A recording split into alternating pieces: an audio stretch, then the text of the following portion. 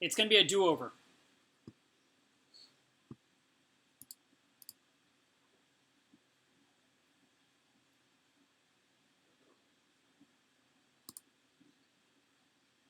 I wanted to start over because the last one did not work right.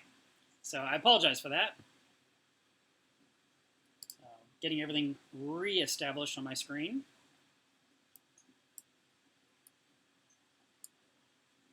All right, here we go.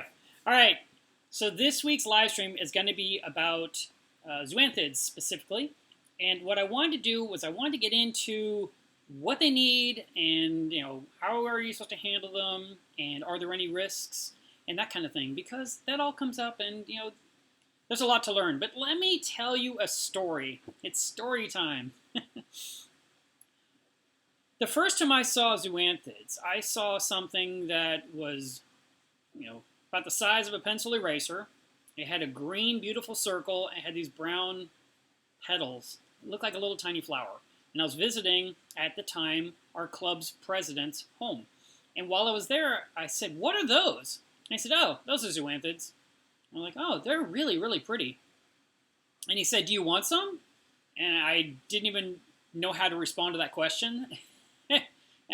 So finally I was like, okay. And he just reached in the tank and he rips them off the rock and he put them in a Ziploc bag and he handed them to me. And that was it. And, he didn't tell me anything else. And so I said, well, what am I supposed to do with these? And how do I attach them to the rock? And he said, just glue them on a rock. You'll be fine. And that was all the knowledge I got. And I came home with those things and I glued them to a rock with super glue gel. And if you are, spoiler alert, I told you how to glue them. Then I put it in my tank, and they just grew into this beautiful colony. It started off with, 5 or 6 polyps, and those became an entire, the size of a golf ball.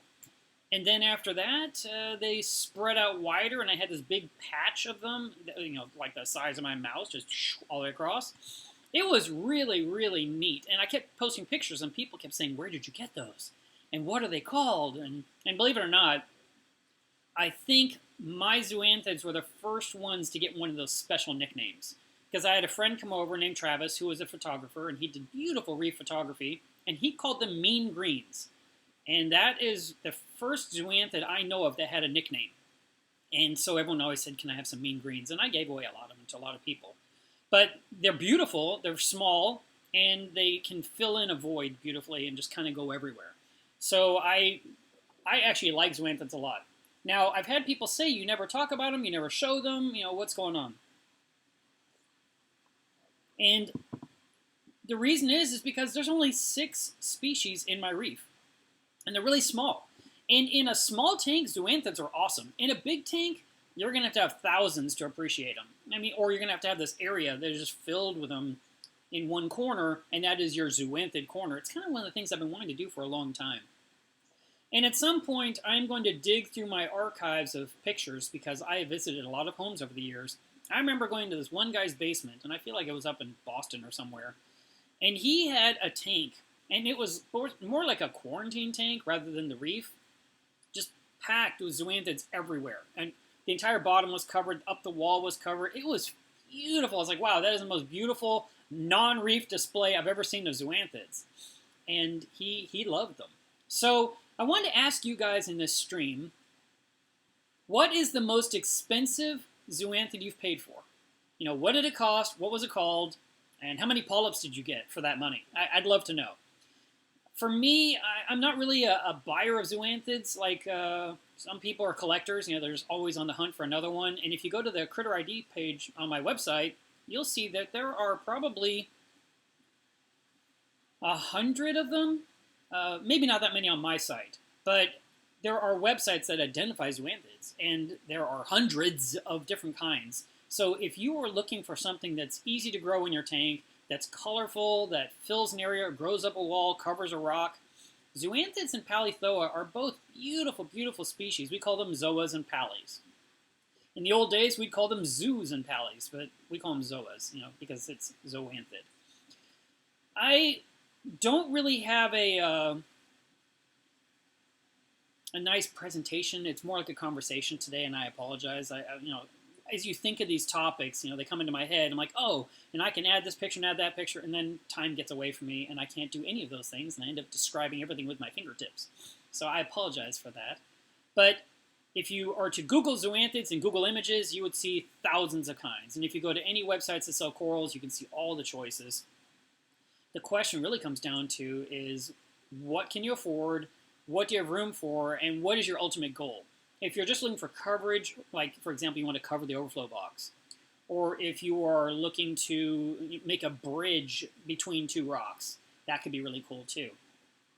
They are super simple. They don't have big needs, moderate flow, moderate lighting.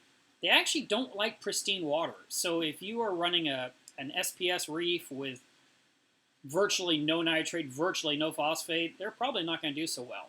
And in my tank, the 6 species I have, they're just doing their thing, but it's nothing to write home about. There's nothing amazing about them. So it's probably why I don't feature them very much. There's so many other things to look in my tank that they're kind of like a back burner coral, and they're really not thriving. But if I can get myself to feed the tank on a regular basis with Reef, if I can just tell myself do it every other day, I might see them just explode in growth because they do like microfoods.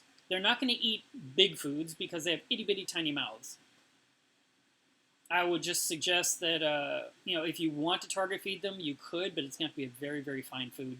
So Reef is a good choice because you mix it up with some tank water, you let it sit for 5 minutes to activate the bacteria that's within it, and then you pour it in the reef and just let everything consume it.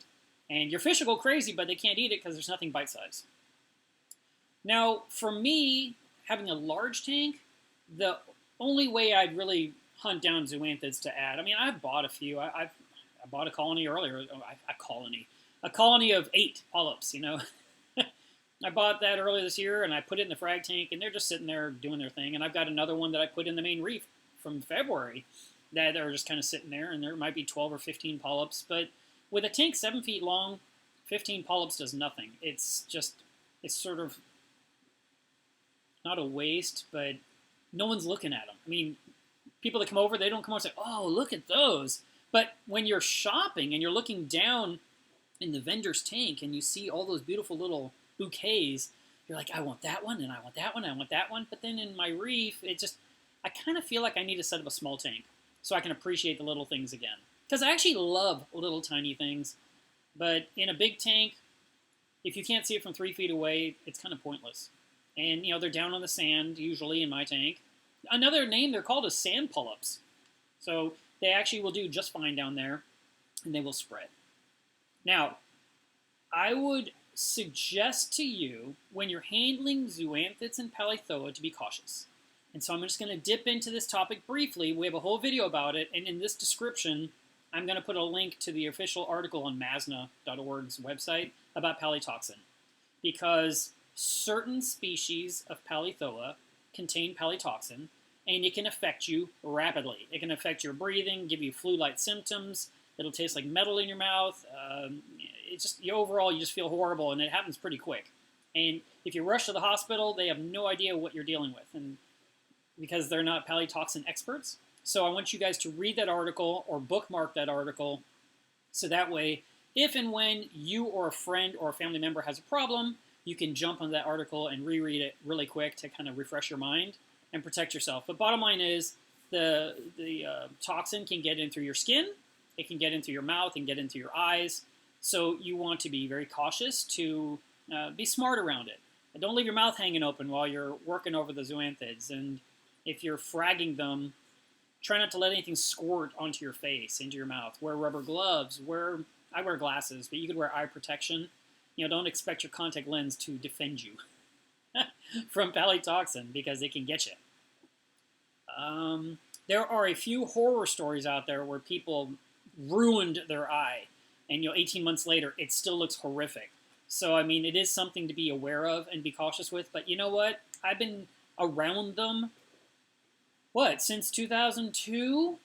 And I've never had anything remotely close to happen with palytoxin in me. And I actually have the ones that are the evil ones, the ones that could kill you. I feel like I watch these movies. I've said this before, but if you're new to the channel, you haven't heard it. I watch these movies where there's a bad guy and he has this big fish tank in the background and he's got like a puffer back there. And then later on, you know, some guy's knocked off and you find out it came from the puffer. And I feel like I'm that guy with my palytoa in my reef tank. That one day you'll be like, what happened to Steve? And I'm like, I have no idea. And they're like, dun dun. And there's the palytoa is growing there, all politely and innocent. Now, I wanted to talk about the critters that can come on palytoa and zoanthids, especially zoanthids, more so than pallies.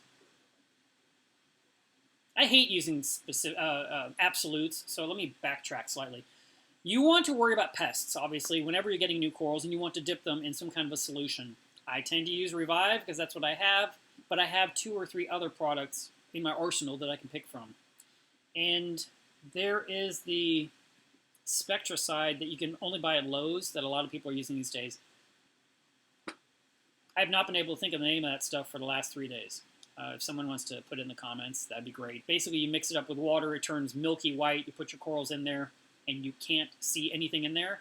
So you can't see what you've killed, but, you know, essentially you've taken out a coral that has no pests on it whatsoever. My brain keeps saying Raid, Interceptor. I can't think of the name of what I'm talking about, but you buy this big bottle of pest control at Lowe's.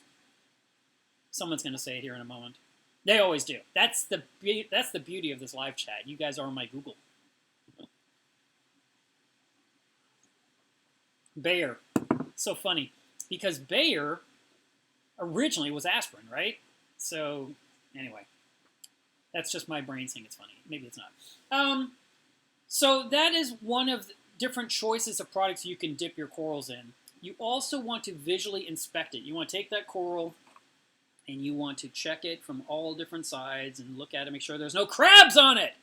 So I would definitely look for nudibranchs, crabs, spiders. Believe it or not, there are zoanthid spiders out there. And the nudibranchs are the most obvious because they look like a zoanthid until the zoanthids close, and a nudibranch can't close up. It is a animal with all these appendages, and it will continue to look like a zoanthid when everything's closed. So that one's an easy one to identify and to pluck off with some tweezers. If you have zoanthid spiders, they will actually, and they seem to like pallies better than zoas, because they like to park their abdomen right over the mouth of the closed up polyp, so there's a spider sitting on top, and they inject their babies inside the polyp, and then later on, all the babies bubble out, and they go all over your reef, and they start killing stuff. So zoanthid spiders are, you know, they are definitely something you want gone from your tank. And if you happen to discover any in your tank, the best method is to remove all the zoanthids and palytoa from your tank and put them in a quarantine tank. Remove every spider you can find with tweezers, and then basically observe and inspect closely for like 90 days. And if after 90 days you haven't found any kind of pests anymore, you can move them back into your reef. But if you just try to catch one that you saw on the reef, there's a good chance you're going to have more of them, and it's going to be an ongoing battle. So that's an unpleasant one. The nudibranchs, those are more a visual thing. You can see those on the reef. You can pull them out. Again, tweezers. Don't use your hands. And just remove them, toss them out. They are only there to eat your zoanthids, and then to use the palytoxin as a defense so fish won't eat them. So you don't want that. Now, another thing that many zoa collectors worry about are amphipods.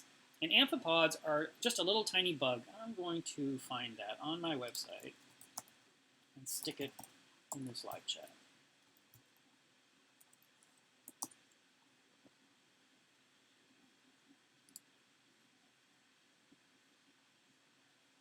I wonder if I can do something easy like drag and drop. That would be awesome. We'll see if this works. So, let me see if this works. I don't know. It's like, no, that does not work. Let's try this. Sorry, guys, I didn't prepare this. Oh, perfect. So, here is an amphipod. And it is standing on top of a little dead branch of something. And these things are really small. They're in the shrimp family, and a lot of times you'll see people that have zoanthids that hate amphipods. I mean, they hate them. They are just absolutely determined these are the evil things that killed their zoanthids, and I just don't believe that. But I'm not a zoanthid collector. I am more of a coral guy with amphipods, and they just don't. I don't fear them.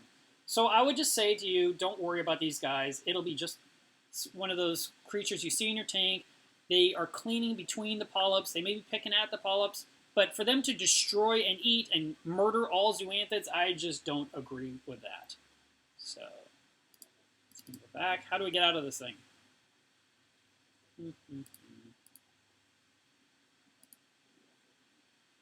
I can't figure out how to exit. Great! Way to go, Mark. Let's come back to this. There we go. All right. Amphipods usually hitchhike in on any kind of livestock, not really fish, but typically you'll find them on corals and rock. Even it can come in macroalgae. If you're trying to add some macroalgae, if you were trying to add some plants to your tank, you may get some amphipods. And I find no concern with them at all. I don't have the aggressive kind, so I don't fear them. And I actually enjoy them because they are a part of the pod family. Also, another creature that may be a problem for some, I've talked about spiders, amphipods, and nudibranchs, is emerald crabs. And you would think an emerald crab would be totally fine, but what it actually does, or what I actually saw it do in my tank, I had some brand new Zoa polyps, this was a long time ago. I think I had 2 polyps, and I glued them onto a frag plug, and I held them in place, and I put them in the tank, and I put the plug in the tank, and next thing I know, I saw the emerald crab over there, and he ripped the polyps off, just threw them aside, and started eating the glue. And it was really annoying because now my 2 little polyps went, I don't know where, they blew away, and I had an empty frag plug. So the emerald crab did not kill my zoas, I mean, intentionally, and he seemed more concerned or consumed with a passion for glue. But I would say that you do want to be aware if you have emerald crabs in your tank, kind of keep an eye on things and see if they're tearing up things you care about. Now, if you only have a few zoanthids and a few palythoa and you lose 1 or 2, that could really bother you. But if you have hundreds or even thousands of these beautiful little flowers in your tank, and then they start going up in smoke, occasionally, you don't really care. If all of them go up in smoke, that's another thing. And that's another story I've got for you, because a long time ago in my 280-gallon reef, I had an area of rock that was probably this wide across, just covered with these bright orange zoanthids that were called Bytor zoanthids. I don't even know what the name meant, but B-Y-T-O-R. Beautiful. I gave away tons of frags of that to people. It grew up my overflow. I had some in my frag system down below. And then for some reason, one day, something changed in my tank, and like a 1-inch band just died. And all the rest were fine. And then, like the next day, another inch just was gone. I mean, it just was working its way across. And I was like, well, that doesn't matter because I've got more on the overflow box. I've got more down there in my sump, in my frag system, in my frag zone that was down in my sump. And I actually watched all of them perish, which was weird. And then everything on the overflow box died. But it was only that specific strain of zoanthid. Lost every last one of them. And I remember going to my club members saying, does anyone have any Bytor oranges I've given you? I'd love to get some back. And dead silence. Not one person came forward. Nature of the beast. You just if you give it away, don't always expect it to come back. It'd be nice, but sometimes it doesn't quite play out. So,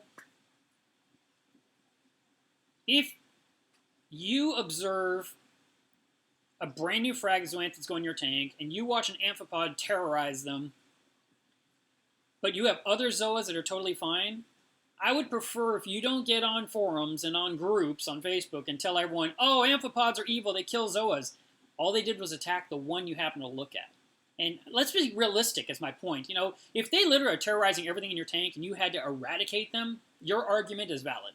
I'm not going to disagree with you whatsoever, but I kind of feel like if we see one thing happen to one coral, we then attribute it to that, and we spread that word to everyone around us like, oh yeah, you can't do that because this happened to me one time.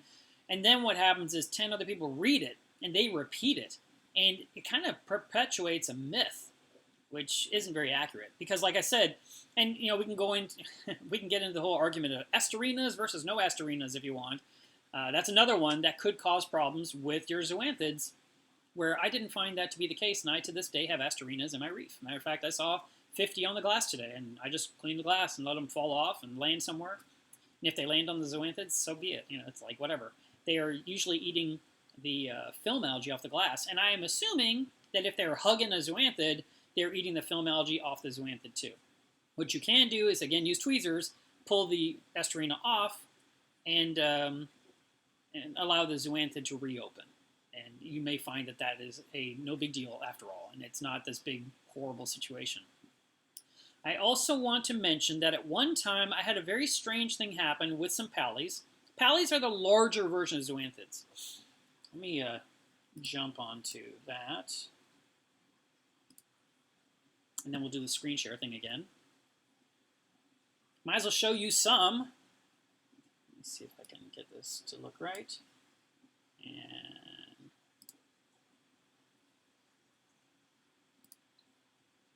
okay. I'll do this like I did before. That seemed to work pretty well. Yes. So here is a single zoanthid polyp. Here is a little group. Here is a cluster. And, oh, I'm sorry. I think my mouse was pointing the wrong way. Single polyp. Oh, actually, there's two right there. And when you only have one or two, you get frustrated. But when you have hundreds, then it shouldn't really bother you too much if a couple wither away. Obviously, you don't want it to spread. But look how pretty they are. Now, what had happened to me at one point was I had some zoanthids. I'm sorry, I had some palythoa that closed up. And these are those mean greens I was talking about. They were so pretty. Oh, we're just going to let this do a little slideshow for a second. See, look at them. Aren't those awesome? I kind of wish I had some. If anyone has any mean greens, let me know. Okay, so let me figure out how to get back off of this thing like I did before. Should have paid attention to what I did. Oh, it's up here again. All right, got it. So imagine, I never have anything handy for these. Imagine a polyp standing up with, oh God, I need something. I need a prop. I can't do this. Now, I'm going to have to use my words. I apologize, everyone. If you see a polyp that's closed, it kind of just looks like a nub. And what I discovered, mine actually looked like, yes, I'm going to say it, it looked like a penis.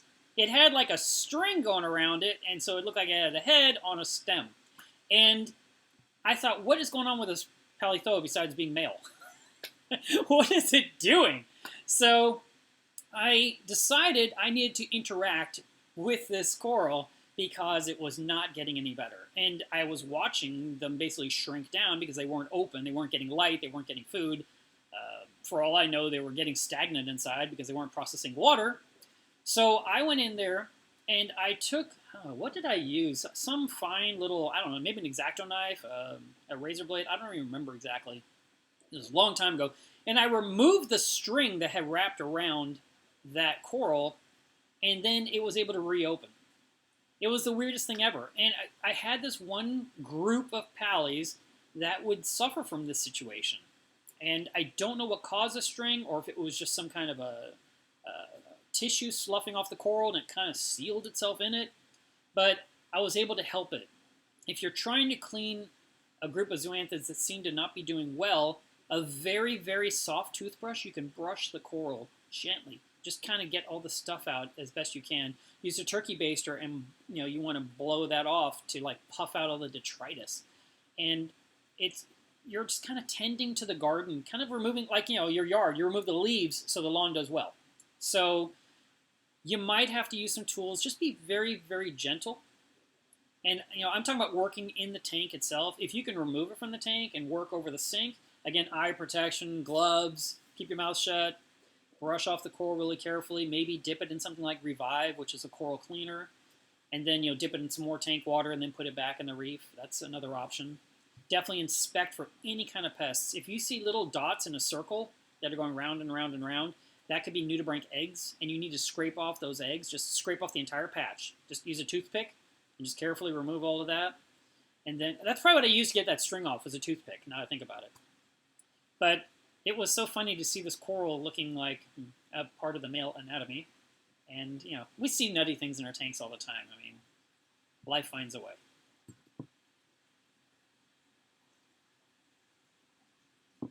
Oh, this is a nice comment. I never thought of that.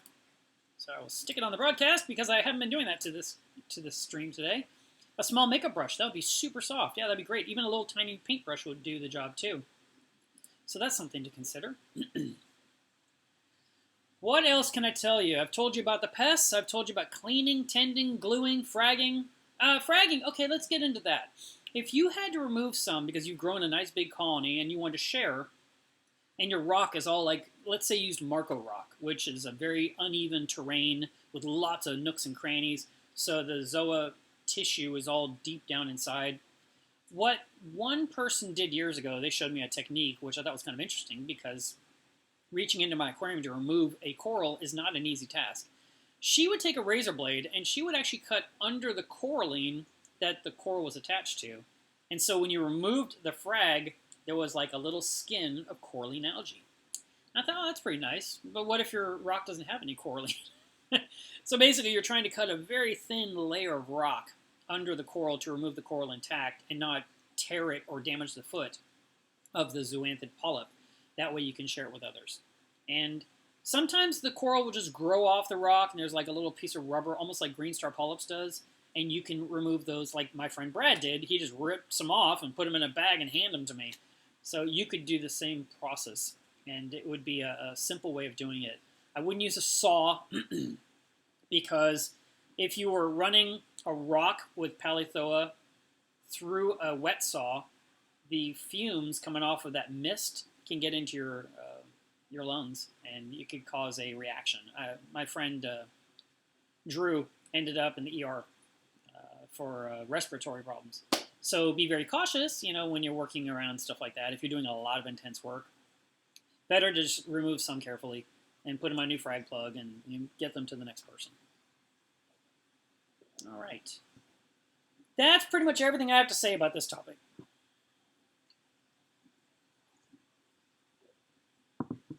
How about we switch gears and you guys talk to me? I would love to know what you got for Black Friday. I ignore it. I ignore the entire event. I focus on what I have to accomplish, and I'm not out there shopping or fighting the crowds. I like to follow some of my friends on Facebook and see what they're doing. But I just buy things when I need them. I don't wait for that day of the year to buy it. And speaking of buying things, I think I may have finally decided what to do about my computer situation for these live streams. And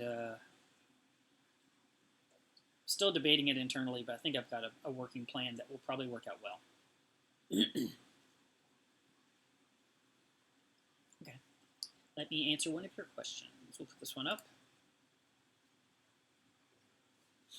Can I train zoas to like higher light? Train them.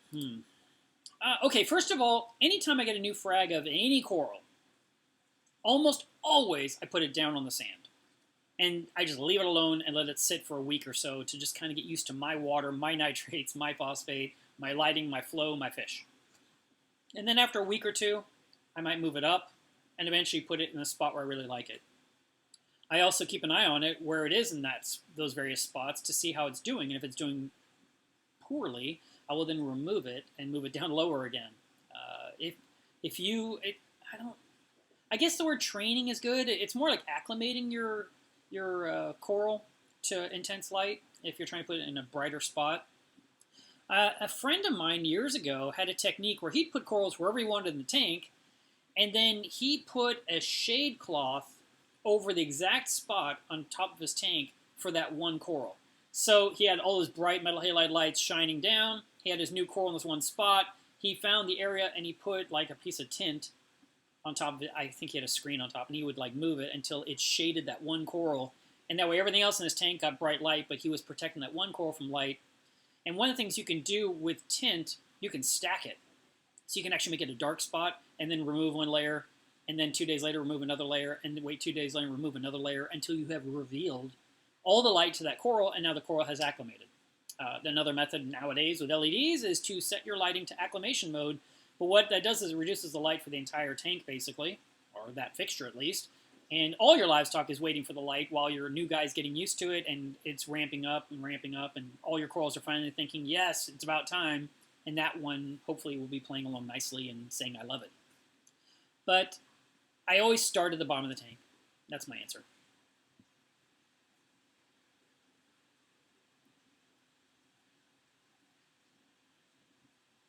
Oh, I see some answers now about what you bought. Awesome. So let's throw some of these up here. Start with Van. He bought salt and bionic and filter rolls and food. Rod's food. Yes, that's the food I use every day. Nice job. You're saving the economy. And let's see. I'm going to start throwing these up here, and I'll probably make mistakes because I'm sticking them up here faster than I'm reading them. Got the Senai par meter. Got some T5s. Got new Neotherm. Got some overpriced frags. Nice. That's funny. Bought some supplements. Wait. Does that say freshwater? What is that doing on my live stream? Ha ha ha. I joke about freshwater. Don't get mad at me. Let's see. Upgraded to the new Apex. Congratulations! And another Apex order. Guess you guys were motivated. Save that. I think they knocked off 10% on the Black Friday, or maybe all the way through the weekend. Maybe the sale's still going on. Like I said, I don't follow any of this stuff. Let's see.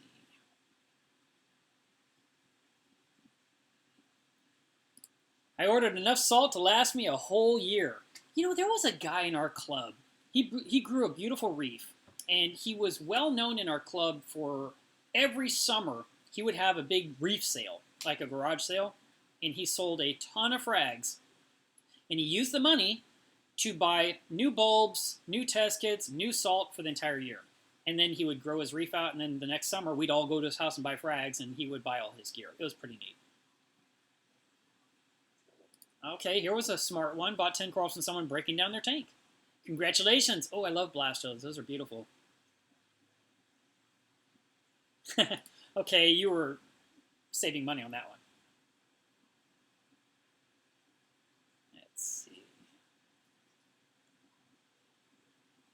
Ooh, someone bought a fish. That's what I'm talking about. It is nice to buy fish, but you know, I usually don't. I joke that if you want to stop adding ick to your tank, quit buying fish. But, you know, fish are what we interact with. You know, they swim up to the glass. We feed them by hand. You know, we love our fish. We name our fish, right? I mean, you all name your fish, right? And, yeah, I mean, by feeding the fish poop on the corals, and the corals get a meal. So it's a great system.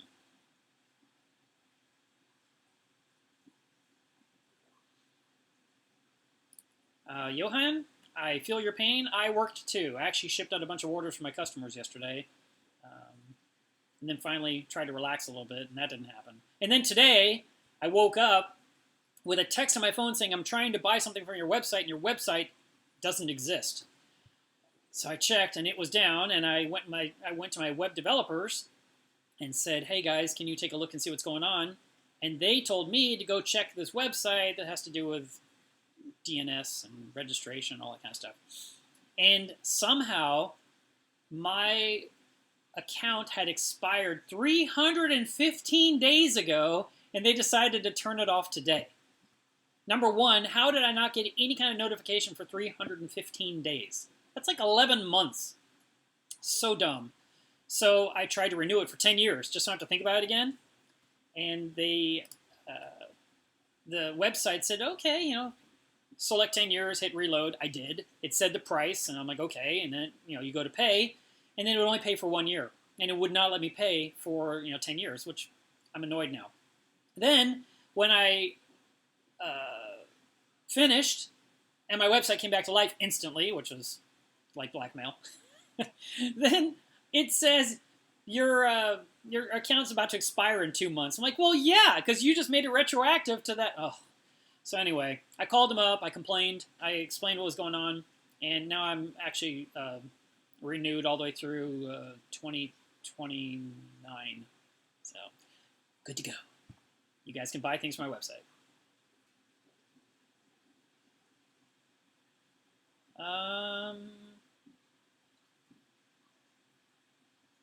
Thank you, Craig. I appreciate that.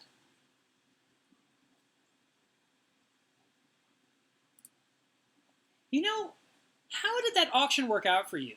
And did you have to fight a lot of people, or was it just a coral that no one else cared about and it was an easy deal? What did that cost you? Was it a good deal? I'm curious. I've never bought corals at auction. Ooh, that's a good one. Definitely buying a cleanup crew was a great decision. Matter of fact, I'm right now ready to order like hundreds of things for my tank because I just haven't done it in years, and I just feel like I need to get a bunch of snails and hermits and crabs and shrimp. I just want to load up.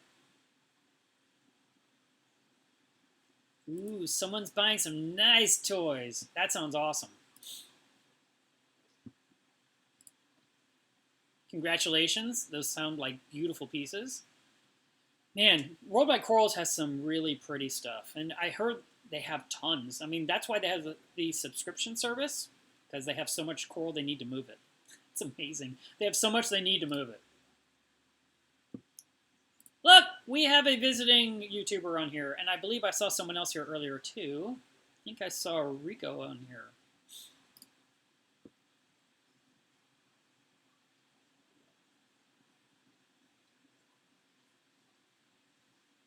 Well, that was it, guys. You want to ask me any questions? Now's your chance. Got a few minutes. Then I'm going to break away from here and work on Tammy's video. Because I really would like to get that accomplished and get it done. It's kind of funny. I'm aware of what I need to accomplish, and a couple of you will remind me. But I bug myself. I stress myself out thinking about things I need to accomplish. It's crazy.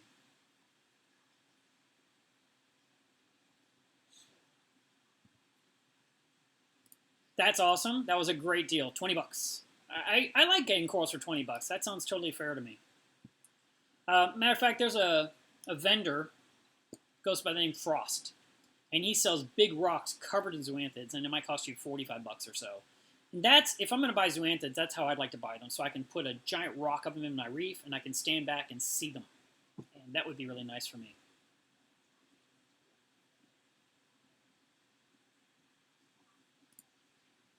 If your snails keep dying, we need to figure out why. Now, it could be that the snails are flipping upside down, and fish and hermits are eating them. It could be that your magnesium is so high that the muscle in the snail has atrophied to where it can't move around and it starves to death. Or it could be your water quality is just so horrible that no snail can live. It could be there's toxins in the water or copper residuals, because that affects invertebrates. So you need to figure out what's causing that. It could even be possibly how you're acclimating them to your tank. So that might be something worth thinking about. Mike, you don't get a calcium reactor video until the Tammy's Reef video is up.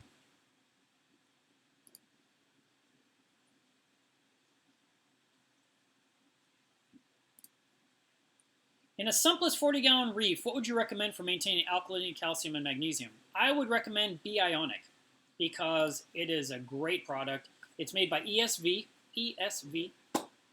and B-Ionic has a two-part, and they actually have the third. They have magnesium as well. And you just pour it into a little tiny measuring cup. You know, it's got little graduation marks on it, and you find out what you need. For your size tank, you probably need around 20 to 25 milliliters per day. Yeah, 25. And you would just pour that in a spot of high flow every single day, like clockwork, and it will maintain everything your tank needs. It's awesome. I used it on my 29-gallon, my 55-gallon for a couple of years.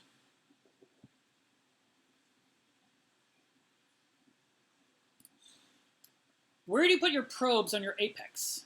Where should they go? Depends on the system. If you have a display tank only, they're going to go in the display. If they are going to go in a sump, I like to have them in an area where they will always be submerged no matter what. That means you don't want them to be exposed to air because of a water change. or especially because of evaporation. So I like to have mine in an area that's bubble-free, but typically the skimmer zone, the area where the protein skimmer is. And they actually have a probe holder from Apex where you can hold on magnetically to the tank and put your probes in there.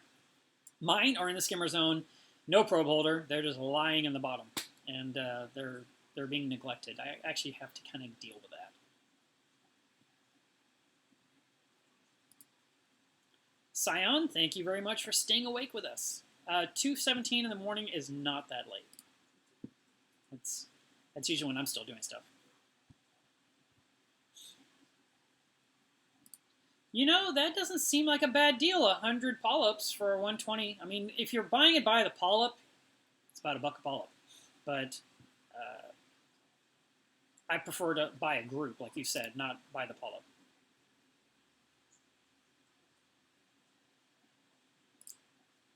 Do I have an opinion about mixing bubble tip anemones, like the high ends with the regular rose or green? Bubble tip anemones are fine altogether. There's no conflict because they're the same family. So what you call high end, they call another bubble tip.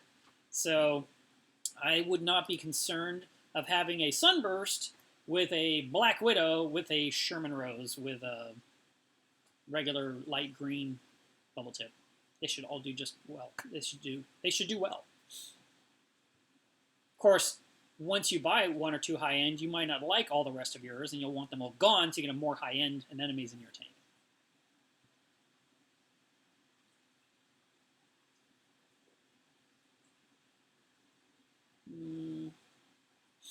I can't really understand this question. I'm going to throw it on the screen. Maybe someone else will give you an answer.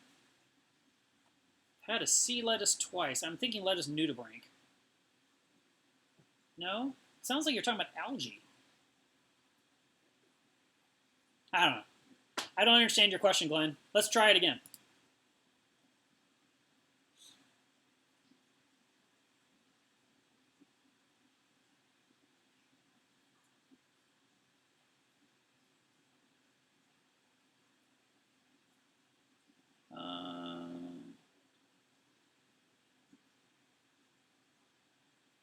Okay, let's tackle this one. After calibrating my refractometer this morning, my salt was way low, and I assumed the best method is do water changes with higher salinity, and just adding salt to the tank is bad. Yes, don't add salt to your tank. You can start topping off your tank with salt water for the next few days. That's the simplest solution. How far is way low? You know, is it 1.021? Is it 1.019? Is it lower? You know, where are we at on this thing? But you can take out, well, I don't even know what size tank you have. But let's say your tank was a 100-gallon tank and you want to pull out 10 gallons of salt water and put in 10 gallons of more salty salt water, like 1.030, to kind of buffer it up. You could. But really, if your livestock has, I mean, you seem surprised. Like, hey, my salinity is way lower than I thought. What happened? But your reef didn't tell you there was a problem. If that's the case, then let's just bring it up gradually for the next few days by filling up your top off with salt water only and let that replenish all the water that evaporates for the next few days, and it'll bring it up. And then keep measuring until you hit the right number, and then switch back to RODI water for top off.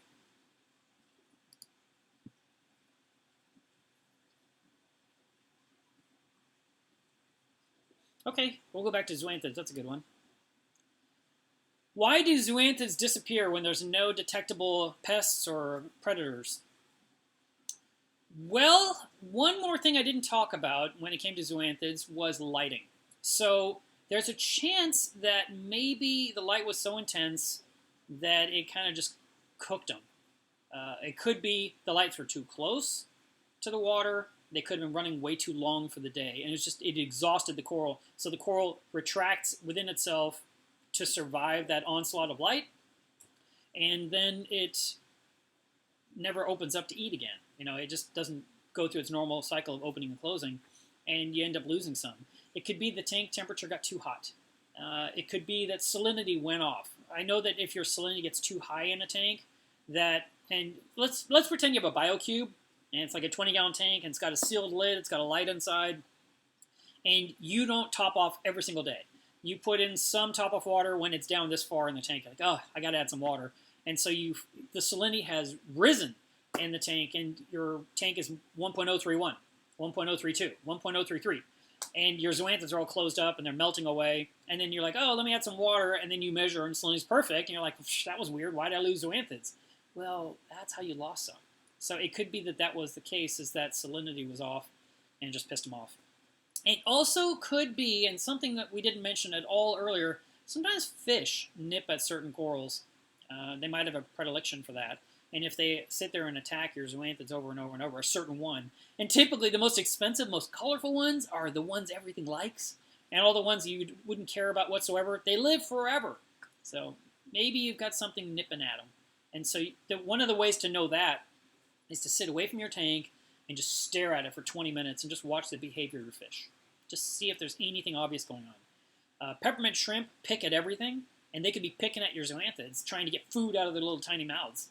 I mean, there's all kinds of things that can happen that can affect them.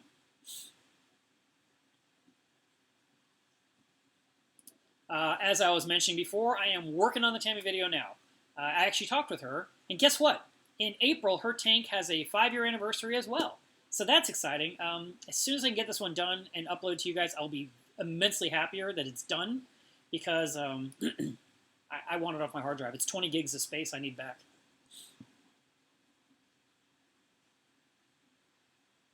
This is a broad question. So it really comes down to what kind of livestock do you want to keep in your reef tank. But you've got choices of LED, you've got choices of T5s, you've got metal halides like I do. You could do any of those.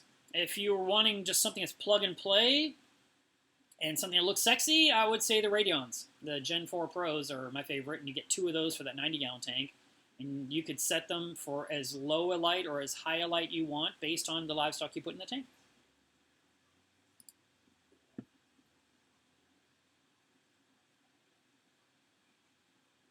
Let's see.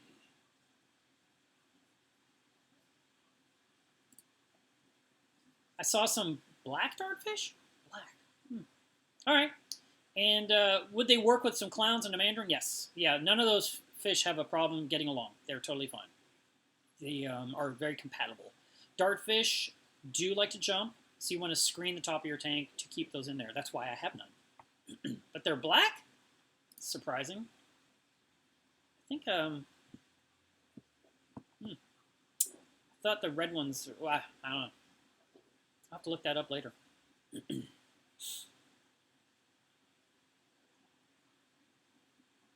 Let's talk about Nicholas's parameters for a second here. Why is your magnesium so high? 1500 is really, really high. Basically, 1280, 1300 is the goal. 1400 if you're trying to make Montipora grow really well and thrive. 1500, you want to start killing snails.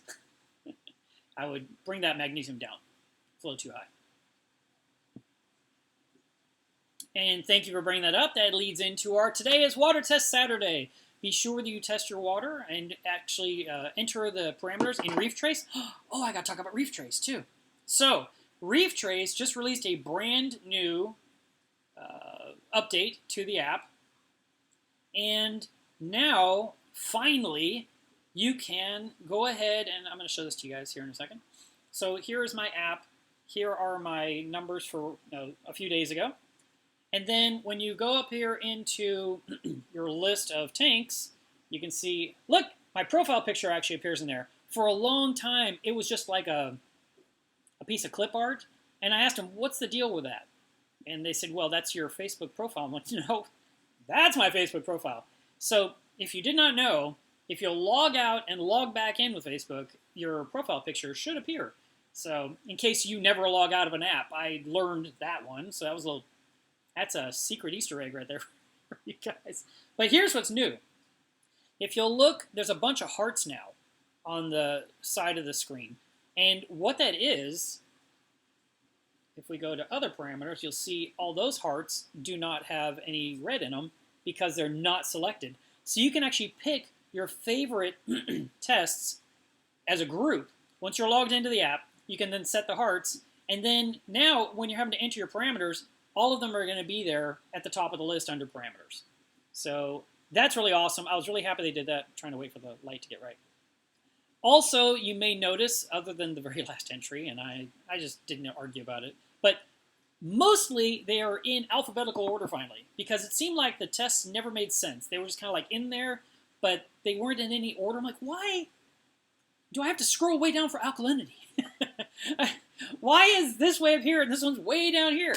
So number one, use the hearts and select all your favorites, and now they'll be there permanently, which is awesome.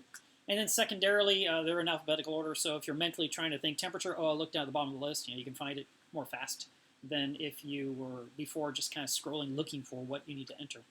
So that was really cool. And I know there's more stuff they did in there too, but that's the two things that caught my eye. This just rolled out last night or this morning, so if you haven't updated yet, be sure to get the new version.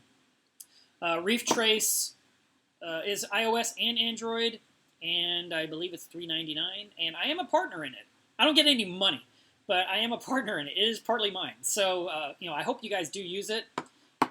All the information is saved to the cloud, so even if you destroyed your phone, you just get the app again on your new phone, and all your data continues, which is great. Plus, it has the LFS locator in there, which is super handy. You just open the app and go to LFS, which, if I was connected with a wire and could share my screen, it'd be a lot easier, I'm sure, but I'm not going to do that right now. But way here at the bottom says LFS, so I'll touch that. And then it'll say, allow to use my location since it's a brand new version of the app. So I'll give it permission. And then it's going to show me some of the stores in my area. There we go. And as I shrink it down, it shows more stores in my location. And then you can pick a store, and it'll tell you the name of it and a way to contact the store at the bottom. And the nice thing about this choice here, you can type in the search the names of fish stores you're looking for, and it will look for them alphabetically.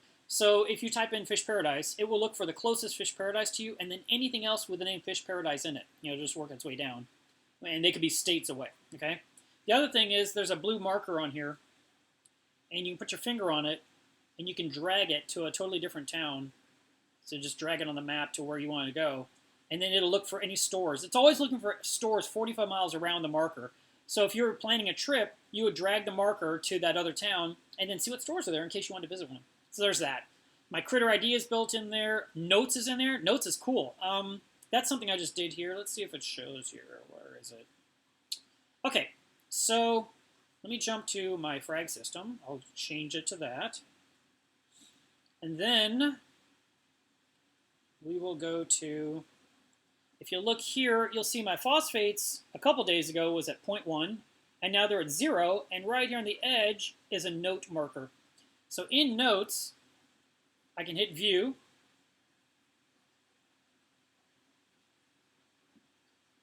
Hang on, I did it wrong. View note. I hit view. I hit the wrong thing. So there's my note, and it tells me what I did. That I used Phosban L. I used 7.5 milliliters of that solution. And that day, and the next day, phosphates were 0. So there's a way to keep track of little things in notes that will show up later on in your list, so you can actually jump and you can just find out oh, there's a note right there. And things that don't need notes, you don't have to put a note. You can also do reminders, and it'll actually come up as a notification, it's time to change your carbon. It'll be a little note on the home screen of your phone when you wake up in the morning. So there's stuff like that. It's a really cool, handy app. It's been out for about 1.5 years now, and a lot of changes have happened over that time. So if you haven't checked it out yet, please do. I'd appreciate it. I know that the guys that work on it daily would appreciate your business. And yeah, there's other stuff still in the works. Stuff for the VIPs out there. So you can look forward to that. I'm not telling you anything else. Let's see. So I told you to test your water. Make sure you test everything, calibrate everything, clean everything. I mean, that's what we do on the weekend. And if you will please test your water, you will then have a nice healthy reef, where if you just ignore it, your reef might not do so well because you don't really know what's going on. And that is important. So I highly recommend it. And I always say share your results, and I even say hashtag water testing, hashtag post your results. And you can stick it in Club melevsreef, which our group is coming up on 3,000 members. Which is very exciting. It's facebook.com/groups/melevsreef. I had to ban someone today. Yay! There's always someone out there that just does not want to play nice. So he's gone. So the group is safe again for the minute. And I want everyone to feel safe in there. The rules of the group are simple. Treat others kindly or get banned. That's it. And there's no coming back. I mean, once you're banned forever. So treat people kindly. That would be my recommendation. And let's see. I have no other news. Hey, it's 3:05. We should stop. Thank you so much for watching, and I hope your tanks continue to do well. I hope you get some cool stuff on Cyber Monday, and I will get that Tammy's video uploaded this week. I want it done. I want it off my hard drive. Guys, take care. Bye.